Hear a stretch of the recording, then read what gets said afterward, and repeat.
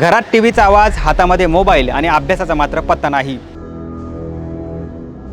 तुमच्याही घरामध्ये असं काही चित्र आहे का?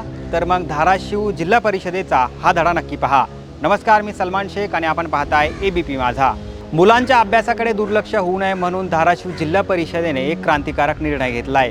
आता जिल्ह्यामध्ये संध्याकाळी 7 ते रात्री 9 या वेळेदरम्यान मोबाईल आणि टीव्ही कायमची बंद राहणार आहे। हे फक्त कागदावरच नाही बरं का, यामध्ये जिल्ह्यातील एकूण 760 ग्रामपंचायतीचा सहभाग आहे। वेळ होताच गावात भोंगा वाजवून सूचना दिली जाणार आहे। महत्त्वाचं म्हणजे प्रत्येक गावाला एक सहकारी अधिकारी दत्तक दिला जाणार असून ते या उपक्रमावर स्वतः देखरेख ठेवणार आहे। फक्त टीव्ही आणि मोबाईल बंद करून जिल्हा परिषद थांबलेली नाही, तर यासोबत त्यांनी शाळांमध्ये इंग्रजी पॅटर्न देखील राबवलेला आहे। वाचन संस्कृती वाढवण्यासाठी प्रत्येक शाळेला 2 वर्तमानपत्र आणि रोटेशनने पुस्तक दिली जाणार आहे। आत्ताच्या डिजिटल युगामध्ये विद्यार्थ्यांना पुस्तकांकडे वळवण्याचा हा निर्णय तुम्हाला कसा वाटला आम्हाला नक्की कळवा आणि जास्तीत जास्त लोकांपर्यंत हा व्हिडिओ नक्की शेअर करा आणि पाहत रहा एबीपी माझा।